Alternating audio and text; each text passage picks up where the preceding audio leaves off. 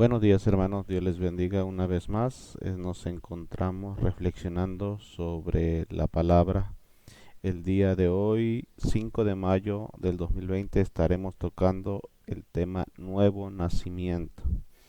Te invitamos si tú no has escuchado los audios, los podcasts anteriores, te invitamos a que los escuches y puedas comprender un poco más sobre lo que estamos hablando, ya que han sido temas que han ido desarrollándose, ¿verdad? Uno tras de otro, de manera que pueda ser un poco más comprensible.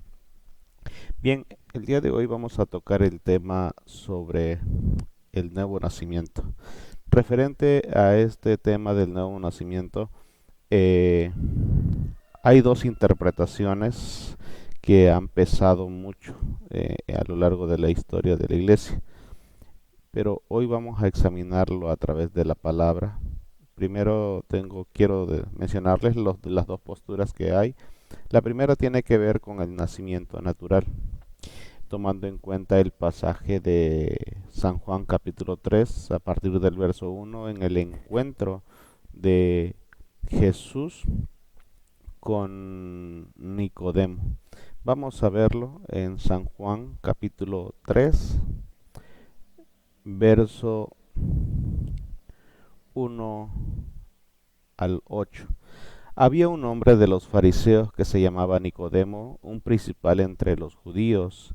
Este vino a Jesús de noche y le dijo: Rabí, sabemos que has venido de Dios como maestro, porque nadie puede hacer estas señales que tú haces si no está Dios con él.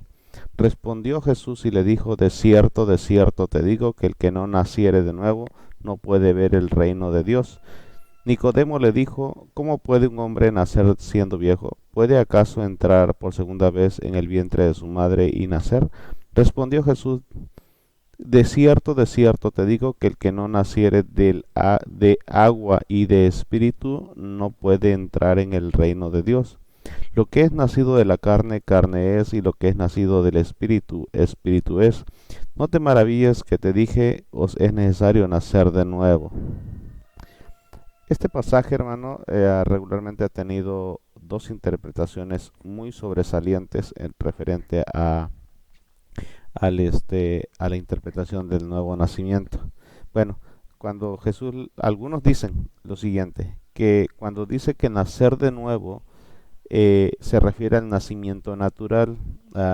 Cuando dice del agua, cuando menciona la palabra agua, y hace referencia a cuando a la mujer se le revienta la fuente y hay un nacimiento natural.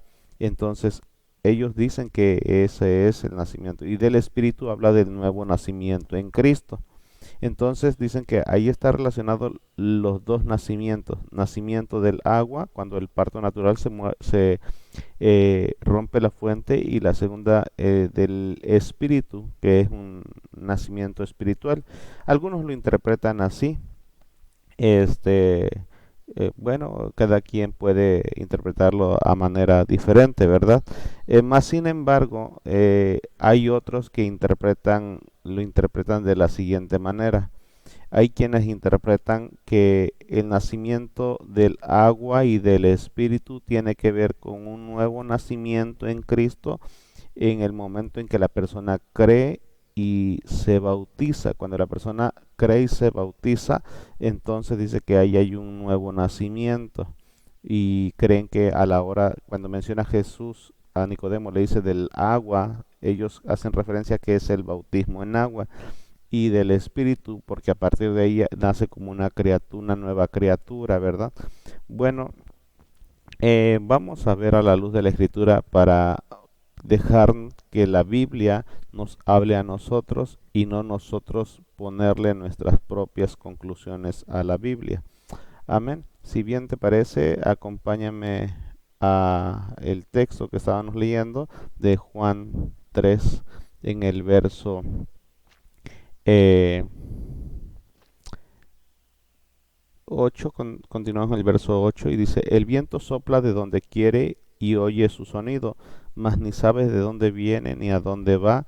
Si es Así es todo aquel que es nacido del Espíritu. Tengamos en cuenta este verso, porque nos va a servir para poder comprender un poco de lo que Jesús está hablando en los textos anteriores. En el verso 9 dice, respondió Nicodemo y le dijo, ¿cómo puede hacerse esto? Respondió Jesús y le dijo, ¿eres tú maestro de Israel y no sabes esto? Quiero que observes cómo Jesús plantea esta pregunta en una expresión como que diciéndole, tú deberías de conocerlo, deberías de saber, deberías estar relacionado con esto. Y le dice, respondió Jesús y le dijo, ¿eres tú maestro de Israel y no sabes esto? Eh, en la primera, aquí esta palabra está dividida en dos partes. Esta pregunta, ¿eres tú maestro de Israel? Y luego termina diciendo, ¿y no sabes esto? Es decir, la pregunta, pero hay una afirmación anteriormente, ¿eres tú maestro de Israel y no sabes esto? ¿Por qué le dice Jesús estas palabras? ¿Eres tú maestro de Israel y no sabes esto? Bueno, recordemos que Nicodemo vino a Jesús de noche y cuando él hace esto, bueno, pues ahí lo confronta, ¿verdad? Pero cuando Jesús le dice, ¿eres tú maestro de Israel y no sabes esto? Recordemos que Nicodemo, como era maestro de la ley, él tendría forzosamente que haber tenido una relación, haber recordado algo que era algo notorio, era algo que todo judío tenía presente. ¿Y que es? En Ezequiel capítulo 36, en el verso 25, dice, esparciré sobre vosotros agua limpia y seréis limpiados de todas vuestras inmundicias y de todos vuestros ídolos os limpiaré. Verso 26, os daré corazón nuevo y pondré espíritu nuevo dentro de vosotros y quitaré de vuestra carne el corazón de piedra y os daré un corazón de carne. Verso 27, y pondré dentro de vosotros mi espíritu y haré que andéis en mis estatutos guardéis mis preceptos y los pongáis por obra. Quiero que observe bien con claridad cómo Jesús está ampliando aquí el panorama y le está diciendo a Nicodemo que esto debería de conocerlo. Como maestro de Israel, él debería de conocer esto. No es algo que es insólito, no pudiera haber mm, habérsele olvidado, carecido de una interpretación. Esparciré sobre vosotros agua limpia. Entonces, ¿a qué Jesús se está refiriendo? ¿Cuál es su referencia sobre esto? Bueno, es sencillo. Jesús se está refiriendo a que él como maestro de la ley debería de recordarlo, debería de tenerlo presente. ¿Eres tú maestro de Israel y no sabes estas cosas? ¿Verdad? Entonces, ahora veamos otro ejemplo con un poquito más de luz, ¿verdad? Lo vamos a ver en San Juan capítulo 3 en el verso 16 al 21, un texto que tocamos ayer, ¿verdad?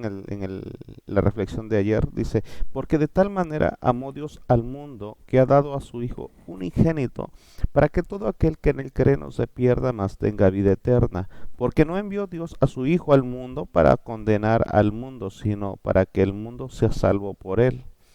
El que en él cree no es condenado, pero el que no cree ya ha sido condenado porque no ha creído en el nombre del unigénito Hijo de Dios. Y esta es la condenación, que la luz vino al mundo y los hombres amaron más las tinieblas que la luz, porque sus obras eran malas. Observe bien. Jesús se representa como la luz y como el agua también, y al Espíritu como el agua. Entonces, si nosotros observamos, dice, porque todo aquel que hace lo malo aborrece la luz y no viene a la luz para que sus obras no sean reprendidas.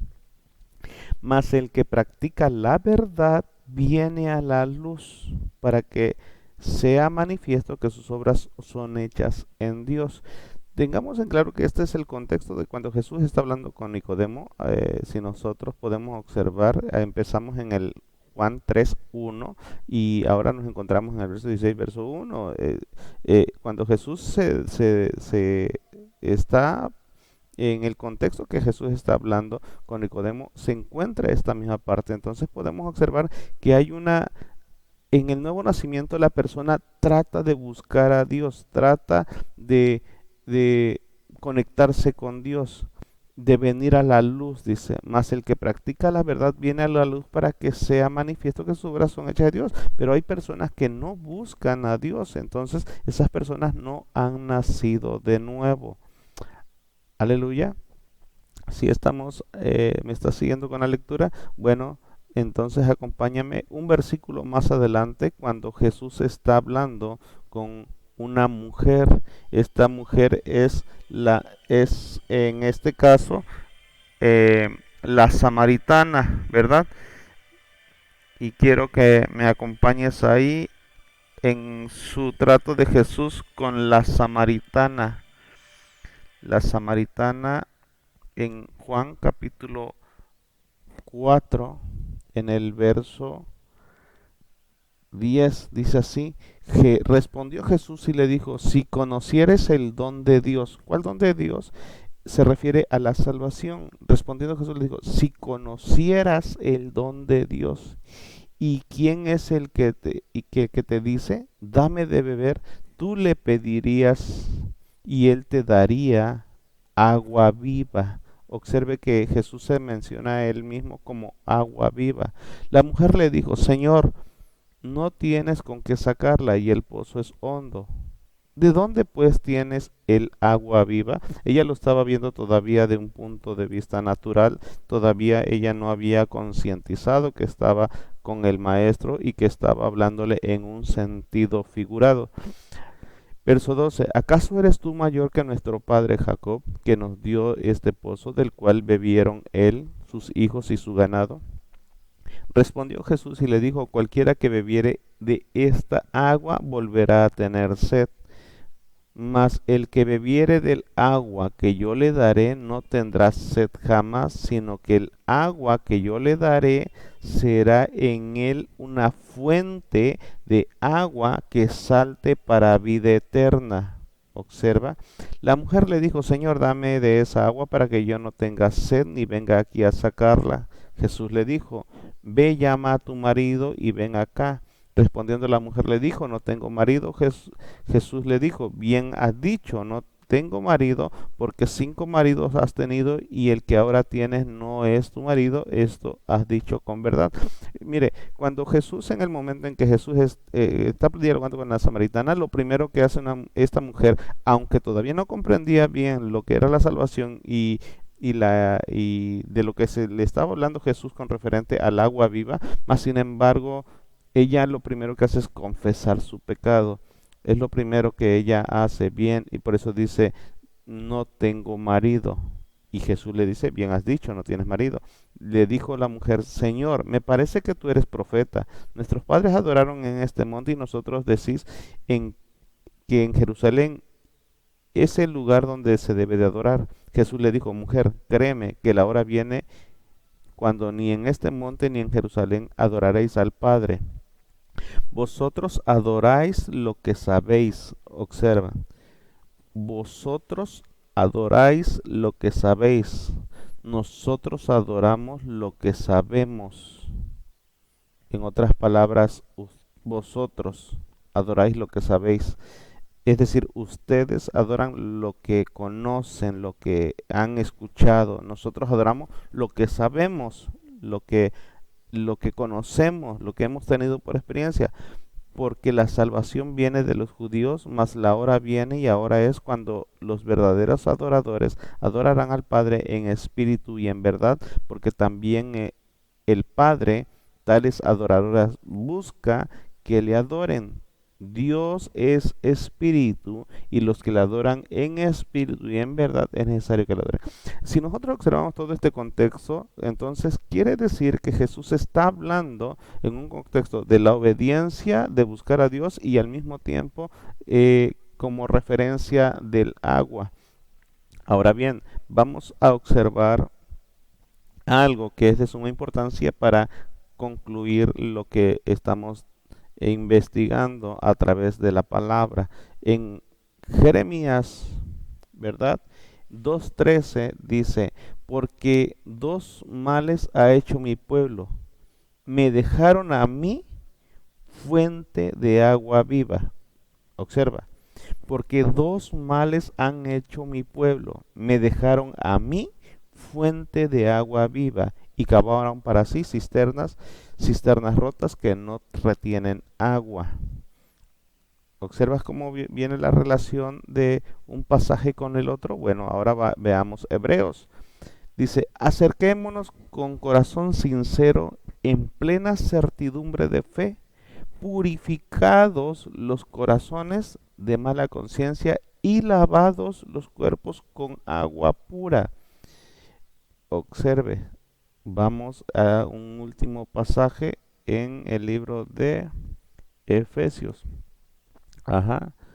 Efesios capítulo 5, en el verso 25, Jesús está hablando con una analogía del matrimonio para hacer referencia a las cosas espirituales o de las espirituales a las físicas. Y dice, maridos, amad a vuestras mujeres, así como Cristo amó a la iglesia y se entregó a sí misma por ella. Verso 26, para santificarla, habiéndola purificado en el lavamiento del agua por la palabra, a fin de presentársela a sí mismo una iglesia gloriosa que no tuviese mancha ni arruga ni cosa semejante, sino que fuese santa y sin mancha.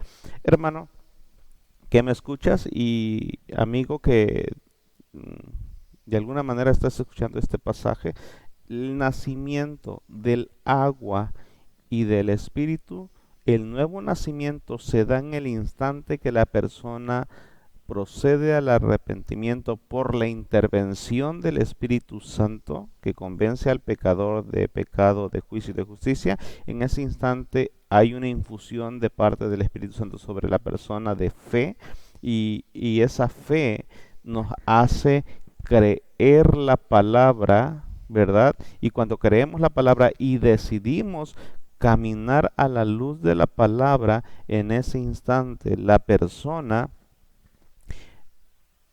empieza a vivir una vida en santidad a la luz de la palabra. Se puede decir entonces, resumir así, que el nuevo nacimiento es cuando la persona es lavada por la palabra, así de acuerdo a lo que dice el, el texto, o más bien cómo llegamos a la conclusión de todos los textos que hemos estado manejando.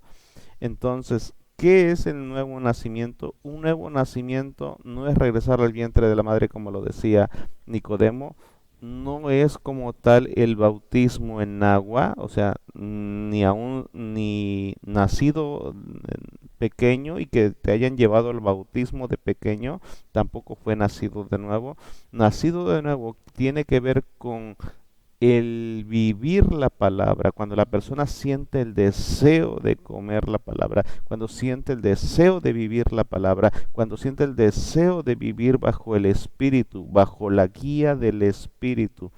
Eso es nacer de nuevo, o un nuevo nacimiento, o una regeneración como lo conocemos a la luz de la palabra o a la luz de los textos que hemos estado llevando, ¿verdad? Entonces, Dios te bendiga, hermano, y espero que hayas comprendido. Si tienes alguna duda, ¿verdad? Ponte en contacto con nosotros y trataremos de guiarte de manera que Dios pueda ayudarnos a entender la palabra. Que Dios te bendiga y que tengas un excelente día.